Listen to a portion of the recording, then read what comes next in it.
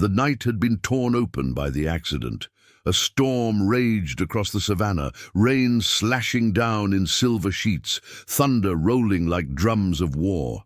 He had been out with his vehicle, driving the muddy tracks too late, when a sudden skid sent him crashing into a ravine. The metal twisted, the headlights flickered, and silence pressed down between the cracks of the storm. When he crawled free, his leg was broken, blood running hot from a deep wound along his thigh. Alone, with the storm beating down, he collapsed against the soaked earth. But he was not alone for long. From the shadows of the acacia trees, she came. A leopard, her coat glistening with rain, her eyes burning with wary recognition. She had known him. Months before, he had been the one who rescued her from a poacher's snare, cutting through the wire, easing her bleeding paw with trembling hands. She had vanished into the wild then, carrying her freedom in silence. Now, she returned. He tried to lift himself, but agony pulled him back down. The leopard padded closer, her breath misting in the cold air. For a heartbeat, instinct clashed. Predator and prey, wild and human. Yet she lowered herself beside him, curling her body to shield him from the rain. Her tail brushed against his side, her warmth seeping into his trembling frame. Through the endless night, she remained. Jackals gathered at the edges of the storm, their laughter sharp.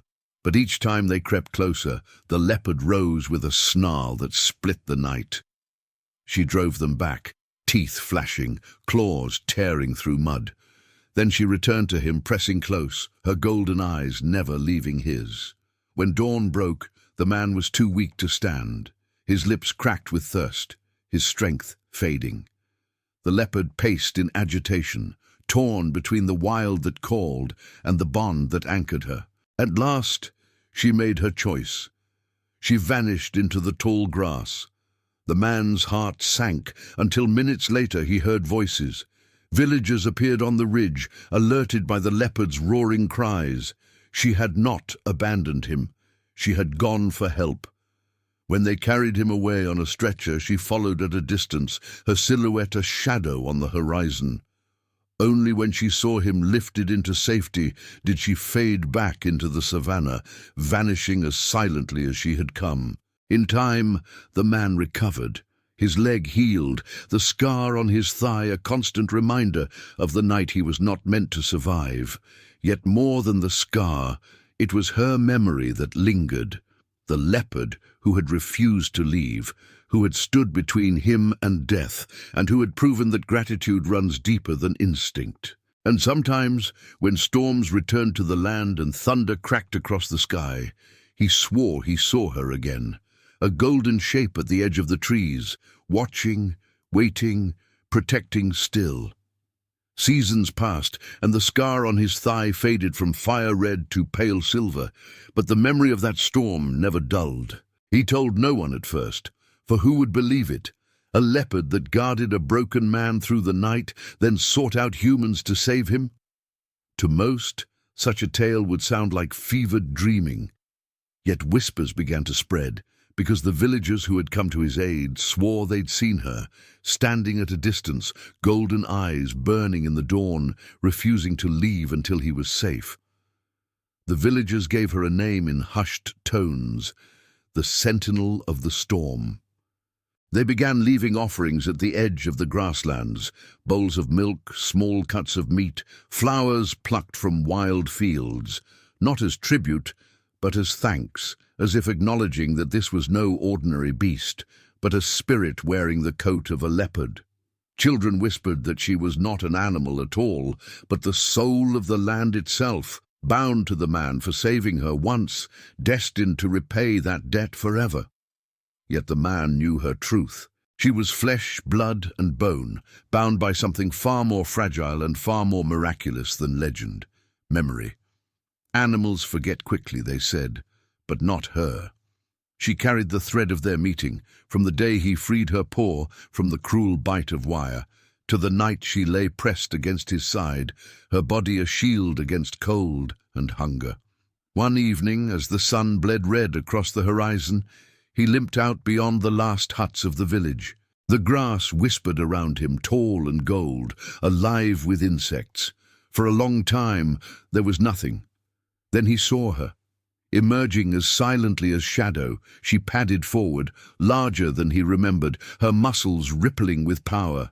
She did not roar, did not crouch to strike. She simply looked at him, head tilted, amber eyes steady and calm. He lifted a trembling hand, not to touch, but to acknowledge. She blinked, slow and deliberate, a gesture of trust, before melting back into the grass. From that night on, she returned often, never too close, never too far. When strangers approached the village under cover of dark, they found themselves watched, a low growl warning from the brush. When lions prowled too near the cattle pens, her silhouette appeared on the ridges, her presence enough to turn them away. She had become, in truth, what the villagers named her, a sentinel, guarding not only him, but all who lived within the shadow of her roaming. In time, the man grew older, his limp more pronounced, his hair touched with grey. But still, when storms broke the sky, he sat beneath his veranda and waited. And always, as if summoned by thunder, he would glimpse her once again. Her form etched against the lightning, a reminder that some bonds outlast fear, instinct, and even the wild itself. Years folded into decades, and the man's hair turned white as the savanna grasses in the dry season. His steps slowed, his limp grew heavier, yet he never left the land where the leopard had chosen him. Children of the village would follow him, begging to hear the story again, and he would sit beneath the shade of the thorn tree and tell it, of the night of the storm, of the golden eyes that stayed when death was near, of the roar that called for help when his own voice had failed. By then, even the elders spoke of her not as a beast, but as a protector spirit.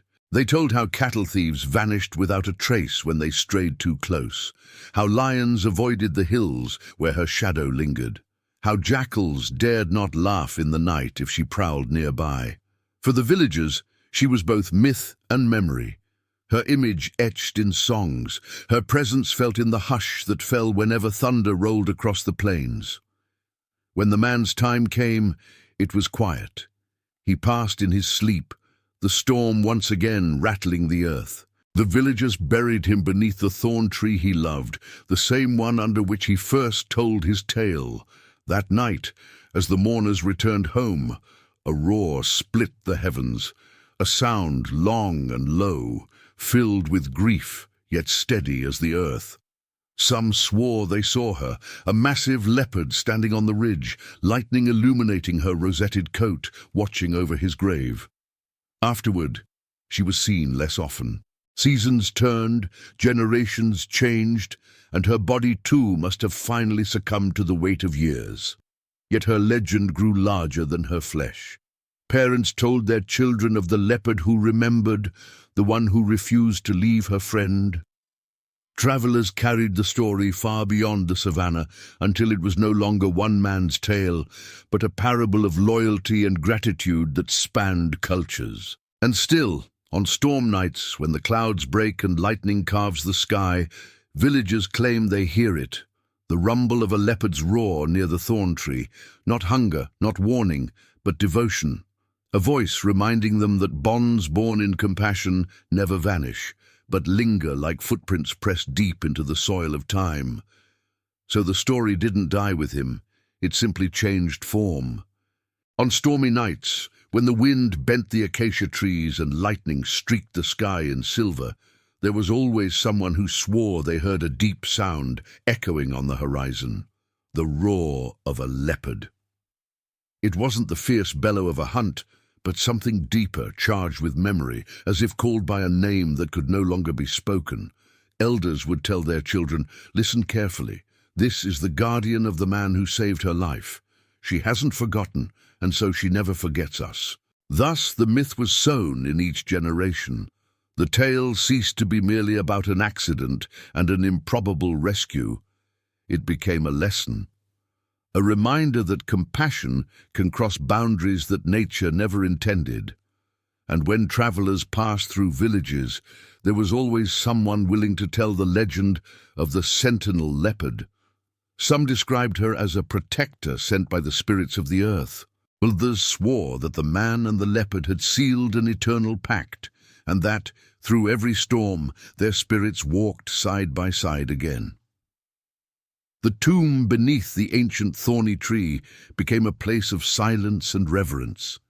No one dared cut its roots or tear off its branches, for they believed the leopard still prowled there, invisible but present. Offerings were left, flowers, bowls of milk, small stones piled high as symbols of respect. Over time, the world around them changed. New roads cut through the bush, machinery echoed across the distant field, but beneath the tree, the wind still carried the same whisper. And like the roar on thunderous nights, the legend endured. For there was one truth that no dust of time could erase. In that patch of savannah, a man and a leopard proved that gratitude is stronger than instinct, and that some friendships transcend even the threshold of death. And so the tale always ends the same way. When the storm rises and lightning splits the sky, a distant roar answers, a reminder that somewhere beneath the weight of time and earth, a human heart and a wild heart still beat in time.